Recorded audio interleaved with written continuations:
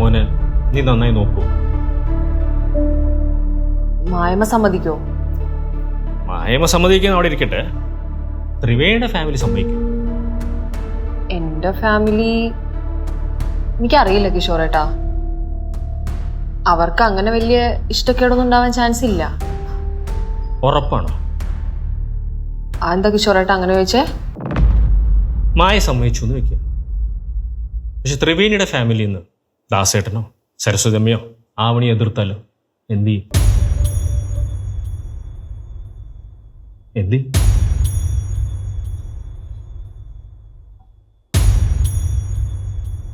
എന്താ ത്രിവേണി? ഒന്നുമില്ല.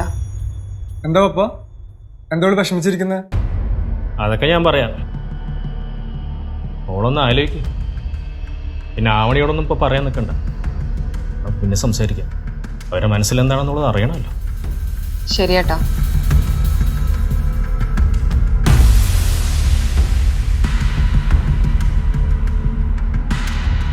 പപ്പ കാര്യം പറ, എന്തിനാണ് വിഷമിച്ചു പോയത്? എടാ, നിങ്ങളൊക്കെ മായയെ കൺവിൻസ് ചെയ്യുന്ന കാര്യം മാത്രമേ സംസാരിക്കുന്നുള്ളൂ. ത്രിവേണിയുടെ ഫാമിലി എഗ്രി ചെയ്യൂ. അവർ കൺവിൻസ്ഡ് ആണോ? അവർ സമ്മതിക്കാതിരിക്കാൻ എന്താ പ്രശ്നം? ഞാൻ നല്ല പയ്യനല്ലേ പപ്പ? അതൊക്കെയാണ്. പക്ഷേ നിന്നോട് പറയാതിരുന്നൊരു കാര്യമുണ്ട്. എന്ത് കാര്യം? ഒരു ദിവസം വെറുതെ ഞാൻ നിങ്ങളുടെ കാര്യം ആവണിയോട് സംസാരിച്ചിരുന്നു. എന്നിട്ട് ആവണിച്ചിക്ക് ഓക്കെ അല്ലേ?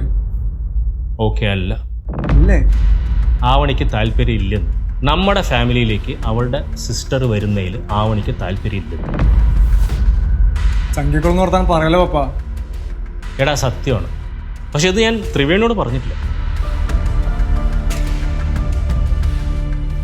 പക്ഷെ ത്രിവേണിയുടെ ആഗ്രഹത്തിന് ആരെങ്കിലും എതിരെ നിന്ന് അവൾ എന്ത് ചെയ്യുന്നു ഞാൻ ചോദിച്ചു.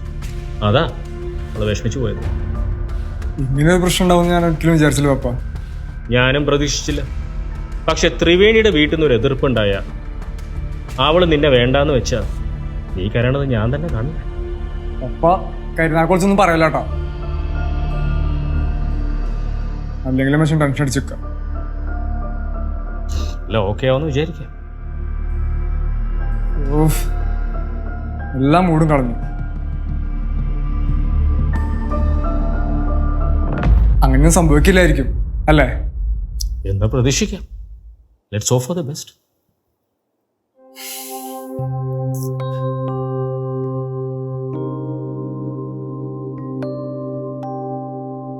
അങ്ങനെ ഒരു ഇഷ്ടക്കേട് ഉണ്ടാവോ? എന്റെ എല്ലാ ഇഷ്ടത്തിനും അച്ഛനും അമ്മയും കൂട്ടിക്കാറുണ്ട്. ഇനിയിപ്പൊ അമ്മ എതിർത്താലും അച്ഛൻ എതിർത്താലും ചേച്ചി എന്റെ കൂടെ വെക്കും. അതെനിക്ക് ഉറപ്പാ. എടി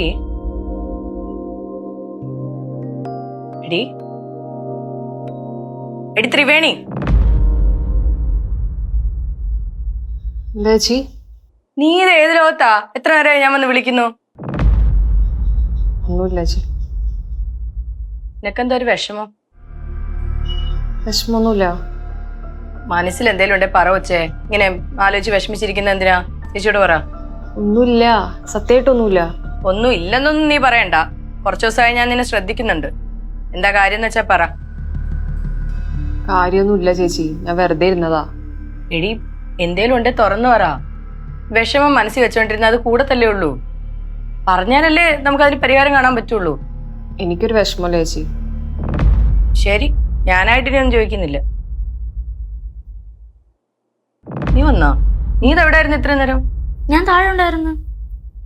എക്സാം എങ്ങനെ ഉണ്ടായിരുന്നു? കുഴപ്പമില്ലായിരുന്നമ്മ.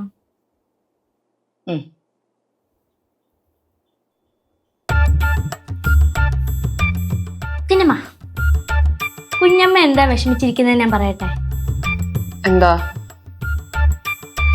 കുഞ്ഞമ്മ അർജുൻ ചേട്ടൻ തമ്മിൽ ഇഷ്ടത്തിലായി. നിങ്ങൾ തമ്മിൽ വഴക്കിട്ടു അല്ലേ?